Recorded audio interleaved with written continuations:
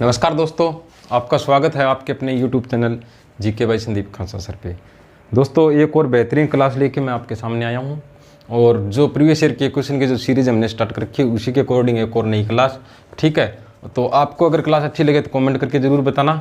और मैं 2 question last के अंदर पूछूंगा या बीच में पूछ सकता हूँ, जिसके जो आंसर देगा बच्चा अगली क्लास में उस बच्चे का नाम भी लिया जाएगा। और उम्मीद करता हूँ भी सभी बच्चे घर पे अपने माता पिता के साथ स्वस्थ होंगे। तो आज का पहला क्वेश्चन कौन सा रहेगा? रोलेट एक्ट अधिनियम किस वर्ष पारित किया गया था?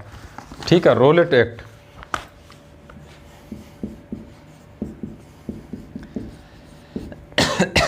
आपको पता है तबीयत खराब है इसलिए मैं वीडियो रेगुलर नहीं दे पा रहा हूँ। जैसे ही तबीयत ठीक होगी आपको इंडिया जी और हरियाणा जी की दोनों वीडियो मैं आपको दूंगा। तो रोलेट एक्ट अधिनियम किस वर्ष पारित किया गया था? देखो 21 मार्च 1919 को 21 मार्च 1919 को कौन सा अधिनियम पारित किया गया था? तो रोलेट एक्ट, जिससे भारतीय नेताओं ने क्या कहा था? काला कानून कहा था।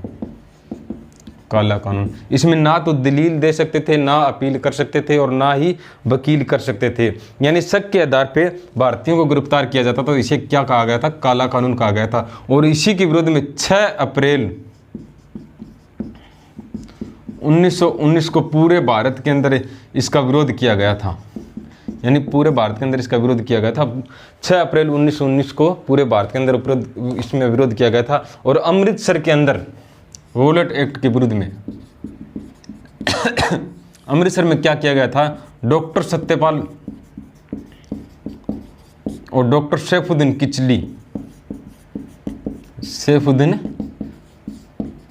किचली को गिरफ्तार किया गया था। यानी अमृतसर में इसी रोलेट एक्ट के विरोध में प्रदर्शन करने के कारण डॉक्टर सत्यपाल को और डॉक्टर सैफुद्दीन किचली को गिरफ्तार किया गया था। तो इनके गिरफ्तार करने के बाद इनको छुड़वाने के लिए, यानी इनकी रिहाई की 13 अप्रैल 1919 को अमृतसर के जलियांवाला बाग में एक जनसभा इकट्ठी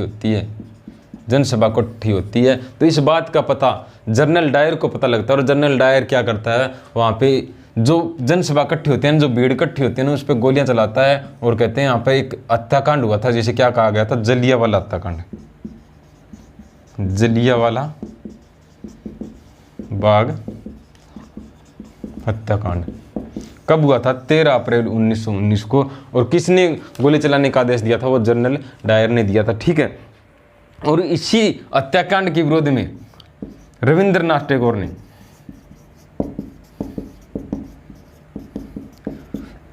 कौन सी उपाधि लुटा दी थी? नाइटहुड की उपाधि थी ना, जो उनको दी गई थी, जो जॉर्ज पंचम के द्वारा दी गई थी, वो नाइटहुड की उपाधि इन्होंने वापस कर दी थी। और जो वायसराय की कार्यकारिणी के अध्यक्ष थे शंकर नायर सदस्य थे। इन्होंने क्या किया था? शंकर नायक इन्होंने इस्तीफा दे दिया था। वायसराय की कार्यकारिणी के सदस्य थे शंकर नायर, इन्होंने क्या किया था? इस्तीफा दे दिया था। और केसर ए हिंद की उपाधि किसने लौटाई थी?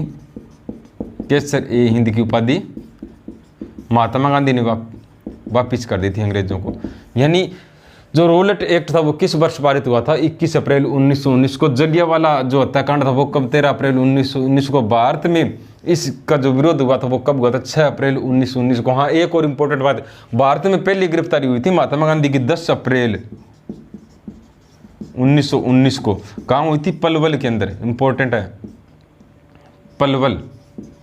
पलवल के अंदर हुई थी 10 अप्रैल 1919 को। जब महात्मा गांधी रोलेट एक्ट के विरुद्ध में अमृतसर जा रहे थे तो उन्हें पलवल में रोका गया था और वापस मुंबई वाली ट्रेन में बिठा दिया गया था। ठीक है, तो ये जो महात्मा गांधी की जो पहली गिरफ्तारी थी भारत के अंदर कब हुई थी? 10 अप्रैल 1919 को पलवल के अंदर हुई थी। ठीक है, ये क्वेश्चन यहाँ से बनता है। अगला क्वेश्चन कौन सा? मेसोपोटामिया के द्वारा प्रयोग करने वाला प्रारंभिक भाषा कौन सी थी? मेसोपोटामिया सभ्यता के लोग कौन सी भाषा का प्रयोग करते थे? ये क्वेश्चन पूछा गया। ये प्राचीन सभ्यता थी जो सिंधु घाटी सभ्यता के समकालीन सभ्यता थी। कौन सी? मेसोपोटामिया की सभ्यता। मेसोपोटामिया की सभ्यता। यानी ये लोग कौन सी भाषा का प्रयोग करते थे? तो वो कौन सी थी? ऑप्शन में देखो, लेटिन, ब्राह्मणी, ग्रीक, सुमेरियन। तो कौन सी भाषा थी? ये सुमेरियन भाषा का प्रयोग करते थे। सुमेरियन भाषा का, यानी प्राचीन सभ्यता थी। तो इसे सुमेरियन सभ्यता भी किसे कहते हैं? मेसोपोटामिया की सभ्यता को। और किस नदी के किनारे थी? ये यूफ्रेटिस और टिग्रिस नदी के किनारे थी, ठीक है, मेसोपोटामिया की सभ्यता। और किस सभ्यता के समकालीन थी? तो ये हड़प्पा सभ्यता के समकालीन, हड़प्पा सभ्यता के समकालीन थी। हड़प्पा सभ्यता को और क्या कहते हैं? सरस्वती घाटी सभ्यता, ठीक है। किसे कहते हैं? हड़प्पा सभ्यता को कांस्ययुगीन सभ्यता, कांस्ययुगीन सभ्यता किसे कहते हैं? हड़प्पा सभ्यता को कहते हैं, ठीक है। मेलुआ सभ्यता, मेलुआ सभ्यता किसे कहते हैं? इसी को कहते हैं। मेलुआ सभ्यता क्यों कहते हैं? कि जो मेसोपोटामिया के लोग थे ना, वो मेलुहा नाम से सिंधु घाटी सभ्यता के लोगों को पुकारते थे, तो इसलिए इसे क्या कहते हैं? मेलुआ सभ्यता कहते हैं। किस नदी के किनारे थी? सरस्वती नदी के किनारे। और कौन सी थी? जो मिस्र की सभ्यता भी इसके समकालीन थी, मिस्र की सभ्यता। ये किस नदी के किनारे थी? ये नील नदी के किनारे थी। और चीन की सभ्यता, ये हांगू नदी के किनारे, हांगू नदी के किनारे थी चीन की सभ्यता। मिस्र की सभ्यता नील नदी के किनारे थी। और जो हड़प्पा सभ्यता के लोग थे, जो इनकी लिपि थी ना, वो अभी तक पढ़ी नहीं जा सकी है, ठीक है। इसे ब्रेस्टोफेडन लिपि कहते हैं, ब्रेस्टोफेडन लिपि कहते हैं, अभी तक पढ़ी नहीं जा सकी है, ठीक है। और ये कहते हैं दाएं से बाएं लिखी जाती थी, दाएं से बाएं लिखी जाती है। ये चित्रात्मक लिपि है, चित्रात्मक, यानी सबसे ज़्यादा इस लिपि में चित्रों का प्रयोग हुआ। जैसे व्हाट्सएप पे इमोजी भेजते हैं ना, कभी गुस्से वाला, कभी रोते हुए, कभी स्माइल वाला, तो यानी वो इमेजी चित्रात्मक लिपि है। कौन सी है ये हड़प्पा सभ्यता की लिपि है। ये क्वेश्चन यहाँ से बन सकते हैं। यानी मेसोपोटामिया के जो लोग थे वो किस भाषा का प्रयोग करते थे? सुमेरियन। सुमेरियन सभ्यता किसे कहते हैं? मेसोपोटामिया की सभ्यता को कहते हैं सुमेरियन सभ्यता कहते हैं। किस नदी के किनारे थी? यूफ्रेटिस या टिग्रिस नदी के किनारे, ठीक है। मिस्र की सभ्यता किस नदी के किनारे थी? नील नदी के किनारे। चीन की सभ्यता किस नदी के किनारे थी? हांगू नदी के किनारे। हड़प्पा सभ्यता का दूसरा नाम क्या? सरस्वती सभ्यता, कांस्ययुगीन सभ्यता, मेलुआ सभ्यता, ठीक है। हड़प्पा सभ्यता की लिपि कौन सी है? ब्रेस्टोफेडन लिपि, चित्रात्मक लिपि है, ठीक है, जो दाएं से बाएं लिखी जाती है। ये क्वेश्चन यहाँ से बनते हैं। एक टॉपिक ये, यानी ये 4, 5 या 10 क्वेश्चन हम ऐसे बना सकते हैं। अगला क्वेश्चन कौन सा रहेगा? हड़प्पा सभ्यता का टॉपिक है, वो भी मैं आपको करवाऊंगा। जो इंडिया जीके के जो क्वेश्चन लगाएंगे ना, उसमें करेंगे। सीमा के किस क्षेत्र में यमुना नदी बहती है?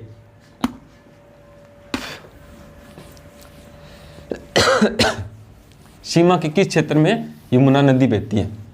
दोस्तों माफ़ी चाहूँगा क्योंकि तबीयत पिछले 15-20 दिनों से ख़राब चल रही है और खांसी तो थोड़ी बहुत रही है, बाकी फीवर था वो भी ठीक हो गया है, बदन दर्द सब ठीक हो गया, चेकअप करवाया नहीं था, तो अभी थोड़ी सी खांसी है, हो जाएगी जल्दी ठीक। तो उसके बाद में रेगुलर क्लासें चलती रहेगी हमारी। और सबसे पहले बताऊँ कल क्लास क्यों नहीं आई पाई, क्योंकि मैंने परसों नाइट में क्लास शूट की थी 2, और जब लाइब्रेरी में पहुँचा अपलोड करने के लिए तो फ़ोन में देखा तो दोनों क्लासें नहीं थी, क्योंकि डिलीट हो चुकी थी, पता नहीं कैसे हुई डिलीट। तो मैं फिर बहुत फील हुआ, लेकिन कोशिश करते रहेंगे। जो कहते हैं ना, आज की पढ़ाई कल का तोहफा है, आज की पढ़ाई कल का तोहफा है, मेहनत कर ले दोस्त यही शानदार मौका है। तो यानी आज भी हम मेहनत कर रहे हैं, रेगुलर करते रहेंगे। तो अगला क्वेश्चन कौन सा बताया मैंने? सीमा के किस क्षेत्र में यमुना नदी बहती है? सीमा के किस क्षेत्र में कौन सी नदी बहती है? यमुना नदी बहती है। ये क्वेश्चन पूछा गया था। तो किस क्षेत्र में बहती है यमुना नदी? सबको पता है। हरियाणा के किस क्षेत्र में बहती है? तो ये बहती है पूर्व में। पूर्व में कौन सी नदी बहती है? यमुना नदी बहती है हरियाणा के पूर्व में, ठीक है। बात करें किस प्रदेश के साथ ये सीमा साझा करती है, तो यूपी के साथ 320 किलोमीटर की, ठीक है। और कहाँ से निकलती है? यमुनोत्री नामक स्थान से निकलती है, ठीक है। यमुनोत्री नामक स्थान से निकलती है। हर की दुम से कौन सी नदी निकलती है? यमुना नदी निकलती है। और हरियाणा में कहाँ प्रवेश करती है? ताजेवाड़ा नामक स्थान पे, यमुनानगर में, यमुनानगर में ताजेवाड़ा नामक स्थान में। फिर करनाल में जाती है, करनाल के बाद में पानीपत में, पानीपत के बाद में सोनीपत में, और सोनीपत के बाद में ये दिल्ली में एंट्री करती है, ठीक है। दिल्ली के बाद में फरीदाबाद में, और फरीदाबाद के बाद में पलवल में, और पलवल के असनपुर नामक स्थान से, असनपुर नामक स्थान से उत्तर प्रदेश में प्रवेश कर जाती है। और उत्तर प्रदेश का जिले की बात करें तो कौन सा है? अलीगढ़। अलीगढ़ जिले में प्रवेश कर जाती है। ये क्वेश्चन यमुना नदी से बनते हैं। यानी यमुना नदी हरियाणा में कहाँ प्रवेश करती है? ताजेवाड़ा नामक स्थान है, यमुनानगर में प्रवेश करती है। और फिर यमुनानगर से करनाल, करनाल से पानीपत, पानीपत से सोनीपत, दिल्ली, फरीदाबाद, पलवल के हसनपुर नामक स्थान से कहाँ चली जाती है? ये उत्तर प्रदेश के अलीगढ़ में चली जाती है। ठीक है, अगला क्वेश्चन कौन सा रहेगा? अकबर खालिस्तान का पुत्र था। ये बच्चे कमेंट करके मेरे को बताएंगे। मैं इसका आपको ऑप्शन भी दे देता हूं, लिख देता हूं क्वेश्चन, कमेंट करके आप बताना। अकबर खालिस्तान का पुत्र था। ठीक है, यही क्वेश्चन है। अकबर खालिस्तान का पुत्र था, खालिस्तान का पुत्र था। ठीक है, ऑप्शन कौन से रहेंगे? शाहजहां, बाबर, हुमायूं और हर्षवर्धन।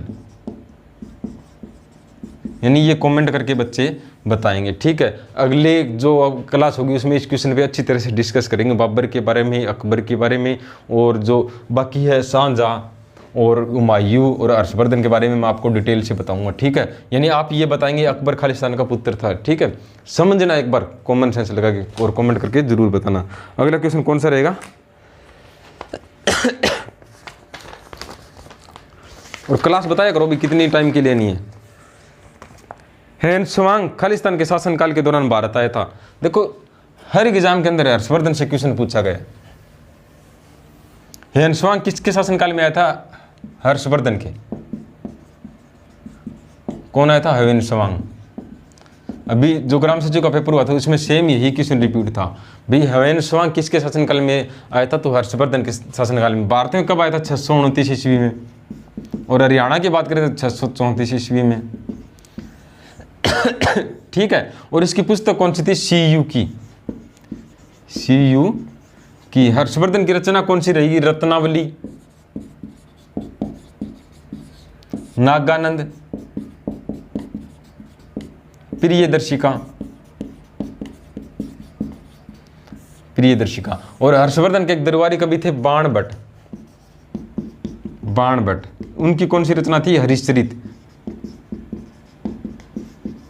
ठीक है, पृथ्वीराज राजसो किसकी रचना थी?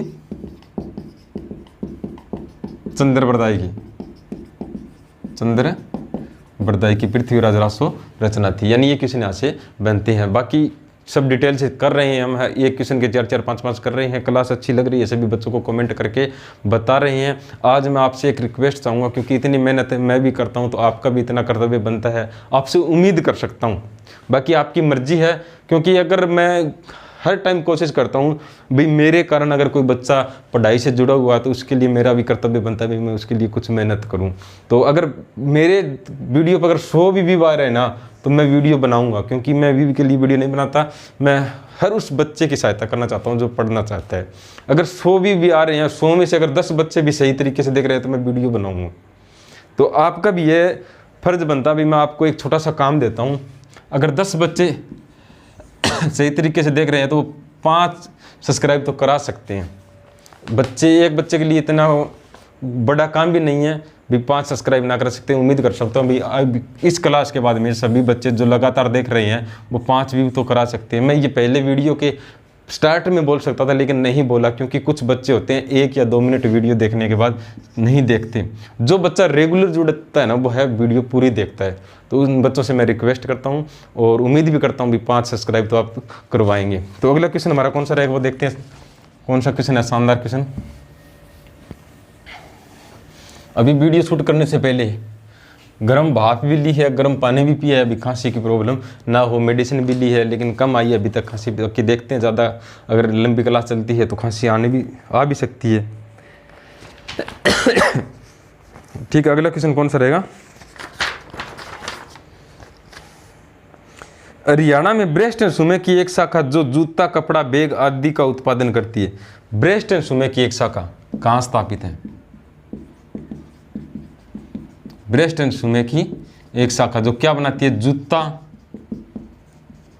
कपड़ा और बैग बनाती है। तो कहाँ रहेगी ये? गुरुग्राम के अंदर रहेगी, गुरुग्राम के अंदर रहेगी। ये सीरीज मैंने क्यों स्टार्ट किया, मैं पिछले वीडियो में बताया भाई, जो प्रीवियस ईयर के जो पेपर आपने लगाने स्टार्ट कर दिए ना, 100% आपका सिलेक्शन है। और वो इस तरीके से भी एक क्वेश्चन के आप 10 आंसर बनाओ, वही HSC क्वेश्चन रिपीट करके वही घुमा फिरा के पूछ रही है। ब्रेस्ट एंड सुमे की एक शाखा कहाँ रहेगी? तो ये गुरुग्राम में रहेगी। और ऑप्शन कौन कौन से है? पानीपत, भिवानी, फरीदाबाद और गुरुग्राम। गुरुग्राम की बात करें तो गुरुग्राम में ओरिएंट क्राफ्ट लिमिटेड भी है, मारुति सुजुकी उद्योग भी कहाँ है? मारुति सुजुकी उद्योग भी कहाँ है? गुरुग्राम के अंदर रहेगा। ठीक है, और कौन सा बताया? ओरिएंट क्राफ्ट लिमिटेड, ये भी कहाँ है? ये भी गुरुग्राम के अंदर है। ठीक है, और ऑप्शन कौन सा? Panipat ammonia plant, ammonia plant दरी और कंबल के लिए प्रख्यात है। ठीक है, और कौन सा? National Fertilizer Limited, National Fertilizer Limited, ये भी कहाँ रहेगा? ये भी पानीपत के अंदर रहेगा। और ऑप्शन कौन सा है? भिवानी, भिवानी के अंदर मैं पिछली वीडियो के अंदर बताया जो भिवानी टेक्सटाइल मिल है वो कहाँ रहेगी? भिवानी के अंदर रहेगी। ठीक है, और TITS बताया था मैंने 1943 में बना था, वो भी कहाँ है? भिवानी के अंदर रहेगा। और फरीदाबाद की बात करें, फरीदाबाद में कौन सा रहेगा? एस्कॉर्ट ट्रैक्टर, एस्कॉर्ट ट्रैक्टर कहाँ बनता है? फरीदाबाद में बनता है। ठीक है, अगर राजदूत मोटरसाइकिल की बात आए तो वो कहाँ बनता है? मोटरसाइकिल, ये भी कहाँ बनता है? फरीदाबाद में बनता है। ठीक है, इस तरीके से हम क्वेश्चन लगा सकते हैं। अगला हमारा जो क्वेश्चन है वो कौन सा रहेगा?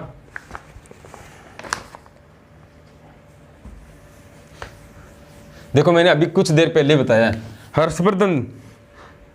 राजा हर्षवर्धन ने एक प्रसिद्ध नाटक लिखा था, मैंने तीनों बता दिए थे, नागानंद, प्रियदर्शिका और रत्नावली। तो इसमें नागानंद ऑप्शन में दिया हुआ है। ठीक है, अगला क्वेश्चन कौन सा है? हरियाणा में कौन सा शहर स्टील सिटी के रूप में जाना जाता है? कौन सा शहर स्टील सिटी के रूप में जाना जाता है? Steel city. ऑप्शन देखो इसमें, स्टील सिटी कौन सा रहेगा? रेवाड़ी, अंबाला, हिसार और रोहतक। रेवाड़ी, अंबाला, हिसार और रोहतक। ठीक है, इसमें कौन सा रहेगा स्टील सिटी? तो हिसार रहेगा। हिसार क्या रहेगा? Steel city. और हिसार का प्राचीन नाम क्या है? हिसार ए फिरोजा, हिसार ए फिरोजा। इस्पात नगरी किसे कहते हैं? हिसार को कहते हैं इस्पात नगरी। किसे कहते हैं? हिसार को कहते हैं। अंबाला की बात करें, साइंस सिटी, साइंस सिटी और mixie city, mixie city. Rewari को वीरभूमि,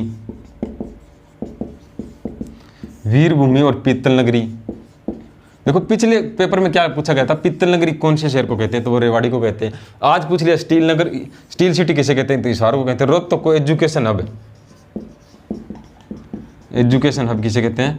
रोहतक को कहते हैं। इस तरीके से हम क्वेश्चन लगा सकते हैं। अगला क्वेश्चन कौन सा रहेगा?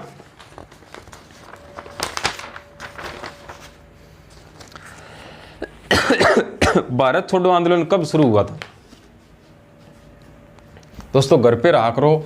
मेरे गांव में भी अच्छे खासे कोरोना के पेशेंट आए हुए हैं और डेथ भी हुई है।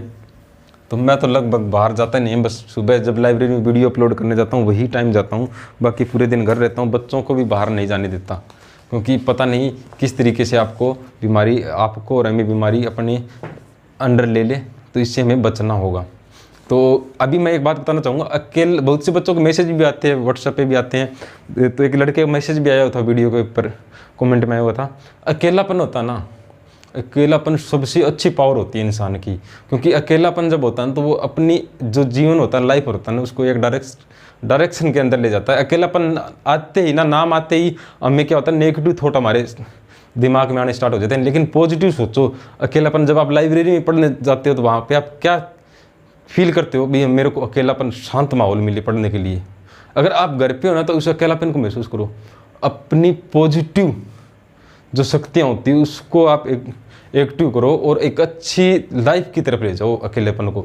और जो महात्मा बुद्ध हुए, महावीर स्वामी हुए, जो उन्होंने क्या किया था, अकेले के अंदर ही ज्ञान प्राप्त किया था। यानी अकेलापन वो पावर होती है, अगर इंसान समझ जाए ना तो बहुत कुछ अपने लाइफ के अंदर अचीव कर सकता है। तो यानी अगला क्वेश्चन हमारा कौन सा रहेगा, भारत छोड़ो आंदोलन कब शुरू हुआ था? भारत छोड़ो आंदोलन कब शुरू हुआ था? तो ये हुआ शुरू 8 अगस्त 1942 को। 8 अगस्त 1942 को कौन सा आंदोलन शुरू हुआ था? भारत छोड़ो आंदोलन शुरू हुआ था। और कहां से शुरू हुआ था? बंबई के ग्वालियर टैंक से। बंबई के ग्वालियर टैंक से कौन सा आंदोलन शुरू हुआ था? तो भारत छोड़ो आंदोलन शुरू हुआ था। ठीक है, यानी कांग्रेस के जो अधिवेशन हुआ था उसमें भारत छोड़ो आंदोलन कहाँ से शुरू हुआ था? 8 अगस्त 1942 को बंबई के ग्वालियर टैंक से शुरू हुआ था। ठीक है, और इसमें कहते हैं गांधी, बड़े बड़े नेता थे, उन्हें गिरफ्तार कर लिया था। गांधी जी को गिरफ्तार किया गया था और कहाँ रखा गया था? पूना के आगा खां महल में।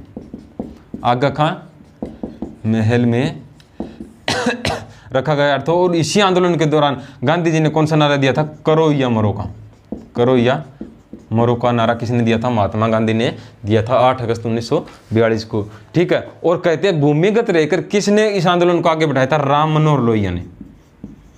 राम मनोहर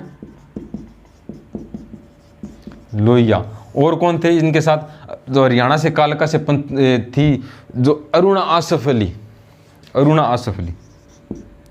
अरुणा आसफ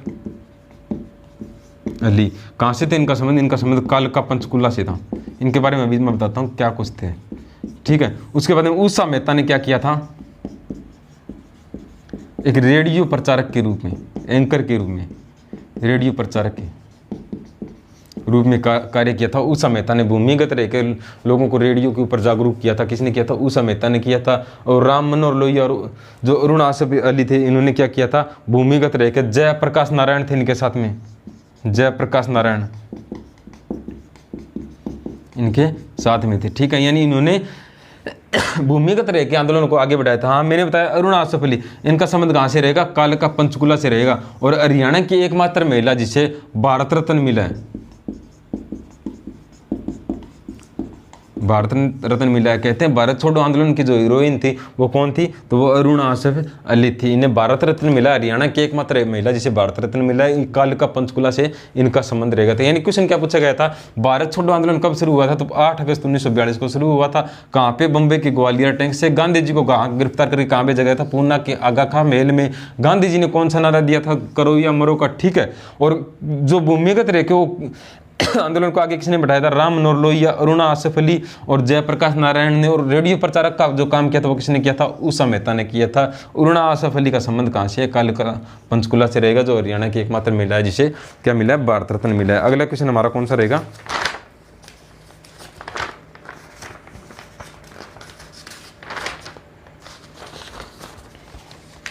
हरियाणा में पहला कागज कारखाना किस वर्ष स्थापित किया गया था? यानी 2 से लगभग हर एग्जाम के अंदर क्वेश्चन पूछे जाते हैं। हरियाणा जी की इतनी बड़ी तो नहीं है भी हम कर नहीं सकते, लेकिन इतनी छोटी भी नहीं है जितना आप समझते हो। तो यानी हरियाणा का पहला कागज कारखाना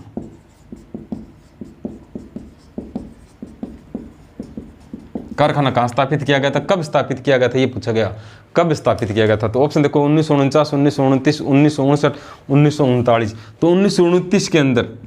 यानी कागज सिटी किसे कहते हैं? पेपर सिटी यमुनानगर को। यमुनानगर को तो कहाँ स्थापित किया था? बल्लारपुर। बल्लारपुर यमुनानगर में कौन सा कारखाना स्थापित किया गया? हरियाणा का पहला कागज कारखाना स्थापित किया गया था। ठीक है, सरस्वती शुगर मिल आ जाए तो वो कहाँ रहेगा? यमुनानगर के अंदर रहेगा। टिम्बर मार्केट भी यमुनानगर के अंदर। सरस्वती शुगर मिल जो 1933 में बनी थी, कहाँ रहेगी? यमुनानगर के अंदर। टिम्बर मार्केट सबसे पुरानी मार्केट है लकड़ियों की, तो ये भी कहाँ रहेगी? ये भी यमुनानगर में रहेगी। यमुनानगर में रहेगी। ठीक है, भारत में निम्न, अगला क्वेश्चन कौन सा? भारत में निम्न में से कौन सी फसल है वो रबी की फसल है? कौन सी फसल है? रबी की फसल है। ये क्वेश्चन पूछा गया है। तो ऑप्शन कौन कौन से इसमें? ज्वार, चावल, मक्का और जौ रबी की फसल पूछा गया है। देखो अभी बताता हूँ, रबी और खरीफ। जो रबी की फसल होती है ना, ये होती है गेहूं, जौ, चना और सरसों।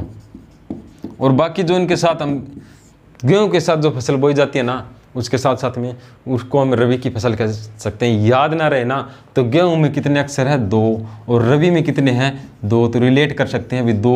गेहूं के साथ कौन सी फसल बोई जाती है, जौ, चना और सरसों। रबी की फसल की बात करें तो कौन सा रहेगा, कपास, कपास, ठीक है, चावल, गन्ना, ज्वार और ग्वार। ये कौन सी रहेगी, ये खरीफ की फसल रहेगी। देखो कपास में कितने अक्षर है 3, ठीक है, खरीफ में कितनी है 3, तो रिलेट कर सकते हैं इस तरीके से, यानी 3 से।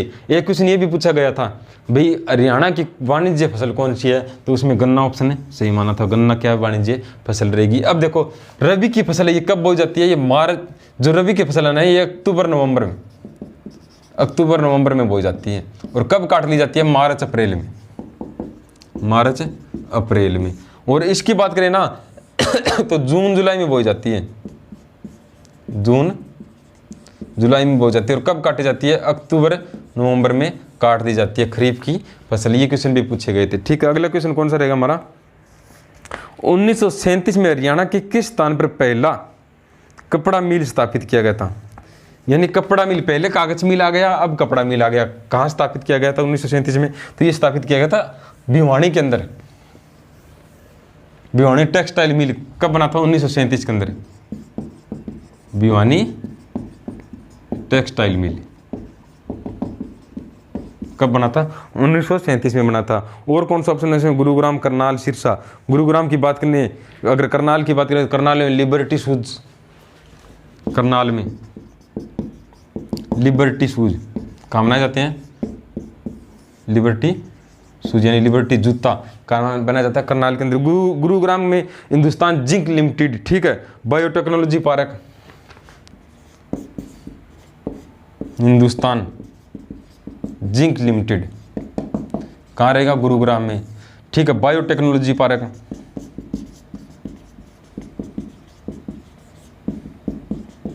बायोटेक्नोलॉजी पार्क कहाँ रहेगा, ये भी गुरुग्राम के अंदर रहेगा। Jewellery park, gem and jewellery park, gem and jewellery park, ये भी कहाँ है, गुरुग्राम के अंदर रहेगा। यानी ये क्वेश्चन रिलेट कर सकते हैं। सिरसा का वनस्पति उद्योग सबसे ज़्यादा सिरसा का प्रसिद्ध रहेगा। अबूब शेर वन्य जीव बैंड सिरसा का। काला तितर पर्यटन स्थल आ जाए तो वो सिरसा के अंदर रहेगा। काला तितर प्रजनन के अंदर आ जाए तो काला तितर यानी जो जन्म स्थली वो कौन सा, अबूब शेर वन्य जीव बैंड। काला तितर प्रजनन के अंदर आ जाए तो वो पीपली कुरुक्षेत्र के अंदर रहेगा। अगला क्वेश्चन कौन सा है, हाँ अगला क्वेश्चन यही आ गया, हरियाणा की वाणिज्य फसल कौन सी है, तो कौन सी रहेगी, गन्ना रहेगी। हरियाणा में स्वर्ण नगरी किसे कहते हैं,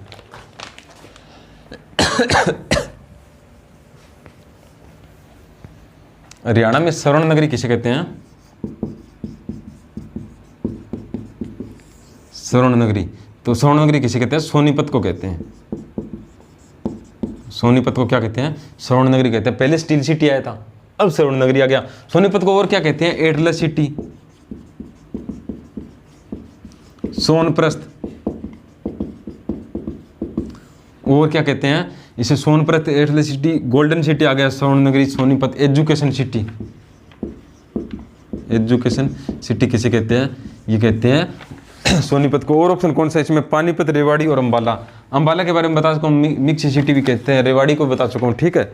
यानी ये क्वेश्चन है इससे बना सकते हैं। पानीपत की बात करें तो बुनकरों का शहर भी किसे कहते हैं, पानीपत को। पानप्रस्थ किसे कहते हैं, पानीपत को। यानी पानप्रस्थ और सोनप्रस्थ ने क्यों कहते हैं, क्योंकि युधिष्ठिर ने दुर्योधन से, युधिष्ठिर ने दुर्योधन से जुआ हारने के बाद कितने गांव मांगे थे, तो 5 गांव मांगे थे। 5 गांव कौन से थे, इंद्रप्रस्थ जिसे आज दिल्ली कहते हैं, बागप्रस्थ जिसे बागपत यूपी के अंदर, ठीक है, तिलपत, तिलप्रस्थ जो आज तिलपत है वो कहाँ रहेगा, यूपी के अंदर। पानप्रस्थ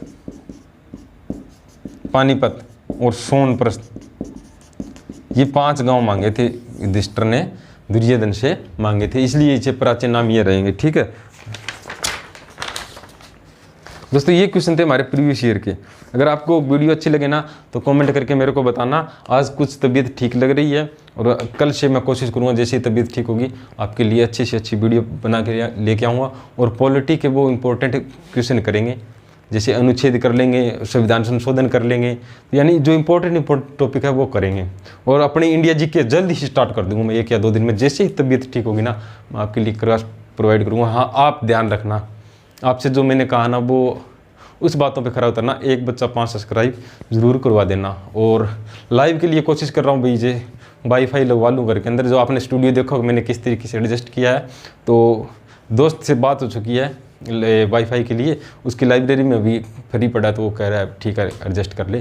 तो करता हूँ भी से लाइव क्लास लेके आऊँगा आपके लिए। तो उम्मीद करता हूँ घर पे अच्छे रहेंगे, स्वस्थ रहेंगे और पढ़ते रहो लगातार, क्योंकि आज की मेहनत है ना वो कल हमें रिजल्ट ज़रूर देगी। और सबसे बेहतरीन मौका है जो बच्चे पढ़ रहे हैं, क्योंकि मैं आपको बताता हूँ राजस्थान का एक लड़का था जिसका क्या हुआ था, उसने 8-10 साल तैयारी की थी, किसी भी गवर्नमेंट जॉब में इसका सिलेक्शन नहीं हुआ था।